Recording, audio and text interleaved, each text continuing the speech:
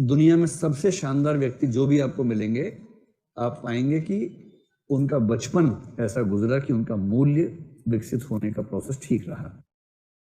लगभग अपवादहीन तरीके से ये बात कही जा सकती है।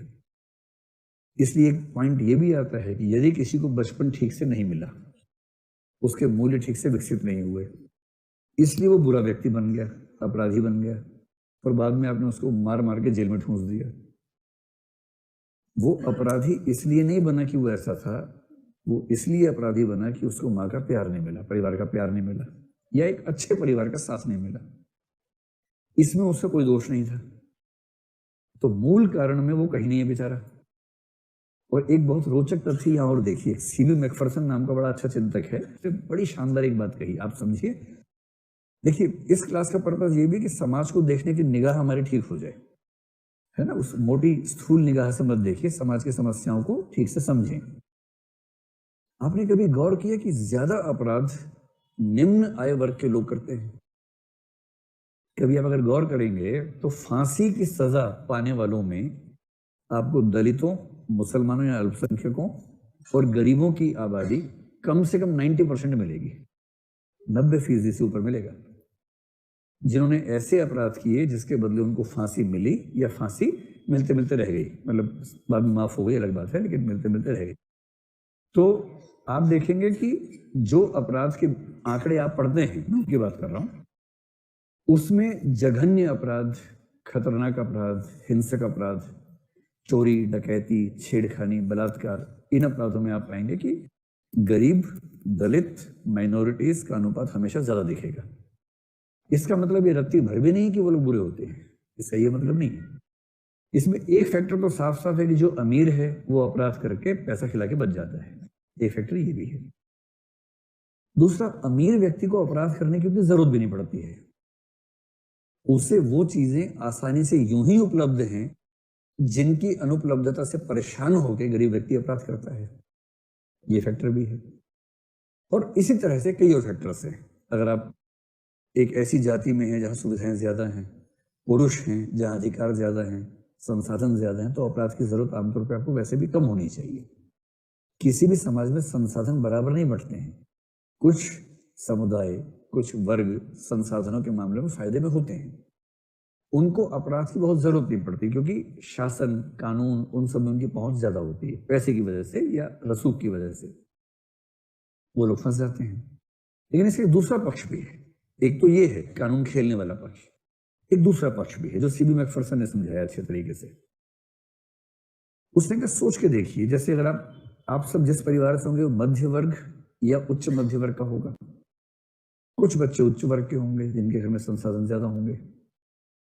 अब जरा गौर कीजिए, अगर आप न्यूक्लियर फैमिली से हैं, ज्वाइंट फैमिली से हैं तो कोई दिक्कत नहीं, ज्वाइंट फैमिली में बच्चा पल जाता है, पता नहीं चलता कैसे पल जाता है। इतनी सारी माताएं घूम रही हैं, इतने सारे पिता घूम रहे हैं, इतने सारे भाई बहन घूम रहे, पूरा घर के अंदर गांव होता पूरा का पूरा। तो माँ थक गई तो माँ ने अपने उससे कहा, देवरानी से, तू संभाल थोड़ी देर।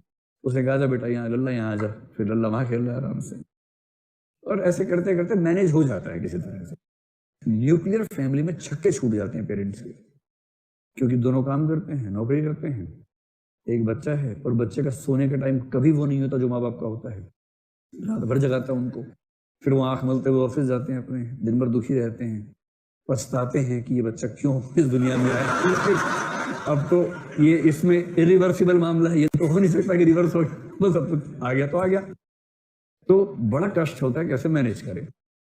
अब उसका मैनेजमेंट कैसे करेंगे? देखिए, जो दिल्ली में मध्य वर्ग का है, उच्च मध्य वर्ग का है या उच्च वर्ग का है, वो तुरंत क्या करेंगे, एक काम वाली को रख लेंगे, डोमेस्टिक हेल्प। और बड़े शहरों के मध्य वर्गीय परिवारों में कहते हैं कि दुनिया में कोई जिए कोई मरे, बाई की छुट्टी ना हो बस।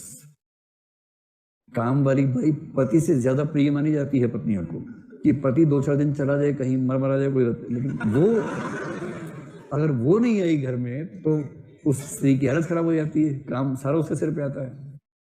उसकी बड़ी महिमा है भाई, बहुत महिमा है।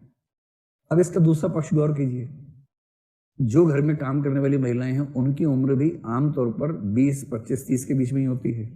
बहुत बूढ़ी महिलाओं से तो ये काम कोई करवाना नहीं चाहेगा। वो जो महिला इसके घर में आके काम कर रही है, इसके छोटे बच्चे को पाल रही है, क्योंकि ये मैनेज नहीं कर पा रही, उसका काम क्या है? उस बच्चे को पालने में मदद करना। अगर ये ऑफिस गई है तो उस समय संभालना, अगर है भी तो सहायता करना। इस औरत का भी बच्चा उतना ही छोटा है, ये उसको छोड़ के आई है। क्यों छोड़ के आई है? क्योंकि पैसे होंगे तो उसको खाना खिला पाएगी, वरना खाना भी नहीं खिला पाएगी। और मूल्य खिलाने से पहले जरूरी क्या है? खाना खिलाना। तो खाना कैसे खिलाए उसको? गरीब औरत है। वो अपने घर से आती है 10-12 घंटे के लिए अमीर घर में, इस बच्चे को 2 माताएं मिल जाती हैं। थोड़ा मूल्य उसने सिखा, थोड़ा सा सिखा दिया मूल्य, ठीक ठाक मूल्य बोध बन गया उसका। सिखाने के लिए कई लोग उसके आसपास हैं। और इसका गरीब बच्चा, 1 या 2 बच्चे, वो घर में अकेले हैं क्योंकि उनकी माँ खाना कमाने गई है। इन बच्चों को माँ का प्यार नहीं मिलेगा, और जॉन बोल भी कहेगा कि जिसको माँ का प्यार नहीं मिलेगा उसके अपराधी बनने की संभावनाएं ज्यादा है। और यदि ये बच्चा सरकारी स्कूल के माहौल में, जहां पढ़ने को भी ठीक से नहीं मिला, और 11, 12, 13 की उम्र तक आते आते खराब व्यवहार करने लगा, छोटे मोटे अपराध करने लगा 14-15 की उम्र में, और उसके बाद रसूखदार लोग क्या कहेंगे? ये लोग होते ही ऐसे हैं। उनकी मोटी बुद्धि में ये नहीं समाएगा कि इस व्यक्ति के ऐसा बनने में सबसे बड़ी भूमिका इसकी है कि इसको इसकी मां नहीं मिली, और अमीर बच्चे को 2 माताएं मिली थी परवरिश के समय।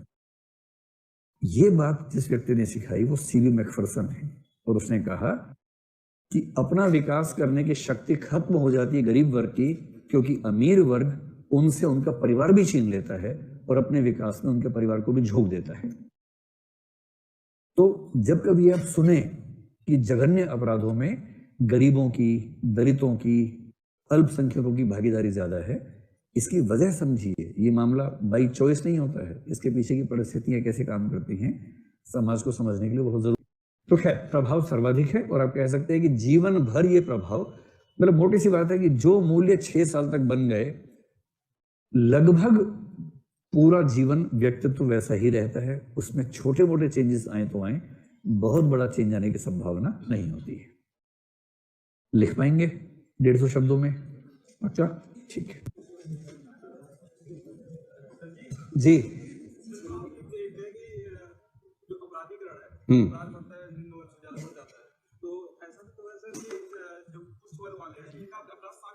उच्च वर्ग के अपराध दिखते नहीं है। दो वजहों से। नहीं समझो बात को। उच्च वर्ग एक तो आमतौर पर वैसे अपराध नहीं करता जैसे निम्न वर्ग करता है। उच्च वर्ग के अपराध को बोलते हैं क्राइम्स विदाउट विक्टिम्स, या व्हाइट कॉलर क्राइम। वो क्या करेगा? वो धोखाधड़ी करेगा, नीरव मोदी की तरह से। अच्छा, नीरव मोदी ने जो अपराध किया उसकी चोट किसे लगी हमें पता नहीं, लगी हम सबको ही है, पर उसका विक्टिम नजर नहीं आएगा आपको। करप्शन कर लेगा, करप्शन से किसको नुकसान हुआ नजर नहीं आएगा। तो क्राइम्स ऑफ द पावरफुल नाम से एक सिद्धांत है पूरा, उनको बोलते हैं क्राइम्स विदाउट विक्टिम्स। दिखेंगे नहीं आपको, जो शिकार है उनके दिखेंगे नहीं, क्योंकि उनके अपराध सिविल प्रकृति के दिखते हैं। साबित नहीं होते वो एक सेकेंडरी बात है। वो अमीर आदमी गली में चाकू लेके किसी का हत्या कर देगा ऐसा नहीं देखेगा, वो करवाएगा पैसे देके, करेगा नहीं। रेयर है। उस केस में भी हो सकता है कि ड्राइवर ही फंसे अंत में। जो आंकड़े आएंगे उसमें ड्राइवर ही फंसा हुआ दिखेगा। तो आमतौर पे अमीर लोग उन गतिविधियों में सीधे लिप्त नहीं होते, वो अपने पैसे के बल से अपराध करवा लेते हैं, करते हुए नजर नहीं आते। ये बात ठीक है।